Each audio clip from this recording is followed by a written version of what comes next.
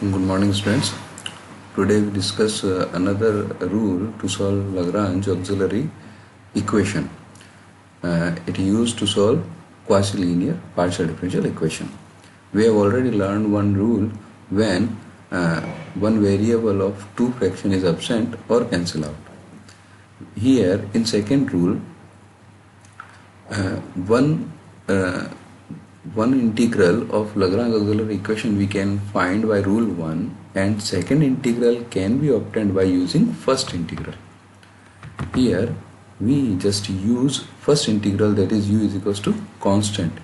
We construct a pair of fraction of Lagrange auxiliary equation and replace the term u with a constant c in that pair and obtain another integral.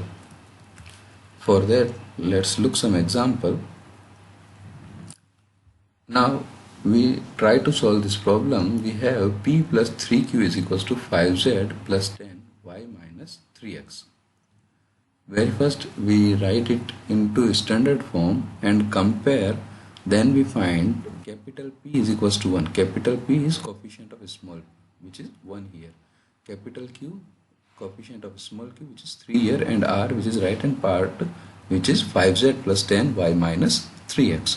And we already know Lagrange auxiliary equation is given by this equation: dz upon p is equals to dx upon p equals to dy upon q is equals to dz upon r. This using p, q and r, this Lagrange equation becomes dx upon 1 equals to dy upon 3 equals to dz upon 5z plus 10y minus 3x. Now to find one integral of this Lagrange equation, very first we take first two fraction of this equation, which is dx upon 1 and dy upon 3. So let's take first two fraction. When we solve it, we get 3dx equals to dy, and now we integrate it, we get 3x minus y is equals to some arbitrary constant c, or we can rewrite it y minus 3x is equals to c1. Now we try to find second integral of this equation. If we apply first rule, we cannot find any pair through which we can find another integral. But from the equation 3, as we know y is equals to 3x, which is equals to some constant. So we can choose third fraction and replace y minus 3x is equals to some constant. Then this denominator yz plus 10y minus 3x become 5z plus 10 of c1. c1 is constant, so 10 c1 is also constant. This is c1, arbitrary constant, so 10 c1 is also a constant. So this term is a function of z only. So we take now two fraction, second and third. We can choose first and third also, and we can choose third and second also. So we take last two fraction, we get dy upon 3 is equals to dz upon 5z plus 10y minus 3x, and replace y minus 3x with c1, it becomes dy upon 3 is equals to dz upon 5z plus 10 c1. Now we can easily integrate it, and when we integrate, we get shift 3 into right hand part and integrate, it becomes y, it becomes 3 upon 5 log 5z plus 10 c1. Integration of 1 upon z is log z. So 1 upon 5z, 1 upon 5 log 5z, or 1 upon 5z plus 10c, 1 upon 5 log 5z plus 10c plus some arbitrary constant c. And when we simplify this, we get this equation. And in this equation, taking 5c as some another arbitrary constant c2, it becomes 5y minus 3 log 5z plus 10 y minus 3x equals to c2. Here we get result in terms of c1, and at last we are to replace c1 with actual function, which is u is equals to c1y minus 3x. So it becomes in this way. So general solution of given equation can be written as phi, some arbitrary function, phi of y minus 3x, which is u, comma 5y minus 3 log of 5z plus 10y minus 3x. The second term is v. Phi of uv equals to 0.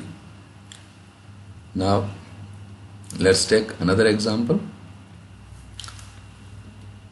Here we have z into z square plus xy into px minus qy equals to x4. First we rewrite it into standard form. So we get zx z square plus xy into p minus zy z square plus xy into q equals to x4. We open this factor and we get this term. Here capital P, which is coefficient of small p, is zx into z square plus xy. Capital Q, which is coefficient of small q, is minus zy z square plus xy, and r is right hand part x4. Using Lagrange equation, which is dx upon p equals to dy upon q equals to dz upon r, it becomes dx upon zx z square plus xy equals to dy upon minus zy z square plus xy equals to dz upon x4. Now we take two fraction of this equation to get first integral. So we take first two fraction, dx upon zx z square plus xy, dy upon minus zy z square plus xy. Here the term z square plus xy cancel out, this z cancel out, so remaining terms are dx upon x is equals to minus dy upon y, and when we integrate it we get log x plus log y. Shift dy upon y in left hand side, it becomes dx upon x plus dy upon y. Then now we integrate it, 1 upon x is log x, integration of 1 upon y is log y equals to some arbitrary constant. Let's take it as log c1. So it becomes xy is equals to c1. Now to find another integral, we choose first and third fraction, and it becomes dx upon zx z square plus xy is equals to dz upon x4. Of course here we cannot remove y, but if we use first integral, which is xy is equals to c1, and when we put xy is equals to c1 here, this term becomes zx z square plus c1. It means a term in z and x only, and second term dz upon x4. When we simplify it, 1x cancel out with one index of 4 and it become 3. So we get x cube dx equals to z square plus c1 dz. Now we integrate it. This is a term of x only and this is a term of z only. We can integrate it and we obtained x4 upon 4 is equals to, it becomes z cube z4 upon 4 plus c1 z square by 2 plus some arbitrary constant c, and we simplify it, and after simplification we get some another arbitrary constant which is 2c, and replace 2c with c2. So the second integral of Lagrange equation is x4 minus z4 minus 2xy z square equals to c2, and general solution of given equation can be written as in terms of phi, which is an arbitrary function, phi of u equals to 0, u is xy and v is x4 minus z4 minus 2xy z square. Hence this is general solution of given equation. Let's take one more example. Solve xzp plus yzq equals to xy.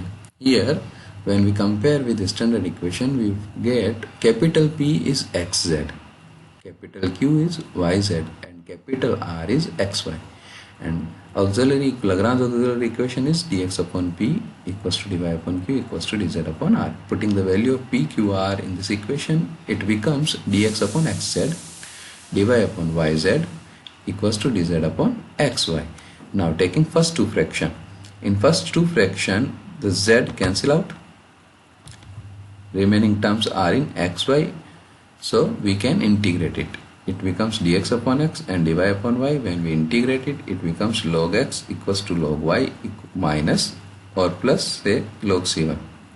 shift log y into left hand part, it becomes log x minus log y, which can be written as log of xy equals to log c1, or it becomes x upon y equals to c1. Now to find another fraction, another integral, we choose second and third fraction, dy upon yz equals to dz upon xy. If we eliminate y, we get terms in z and x, but this x is of no use because we cannot integrate it here. So what we do, we just use the previous integral, x upon y is equals to c1. So x is equals to c1y. Taking x is equals to c1y here, so it becomes c1y square. So we get dy upon yz is equals to dz upon c1 square. Now 1y can be cancelled out, and it becomes c1y dy is equals to z dz. And now we integrate it, we get c1y square by 2 plus z square by 2 plus c. And when we solve it, we get c1y square minus z square, shifting z square into left hand part, equals to 2c, taking 2c is some another arbitrary constant, c2. So it becomes c1y square minus z square equals to c2. And c1 is what? c1 is x upon y from equation 3. So putting value of c1, it becomes x upon y into y square. So it gives xy minus z square equals to c2. So this is second integral of Lagrange equation. Now we can write general solution of given problem is function of x upon y comma xy minus z square equals to 0. X upon y is first integral, which is u, xy minus z square second integral, which is v, and phi is arbitrary constant. There are some problem for solving. That's all about this rule.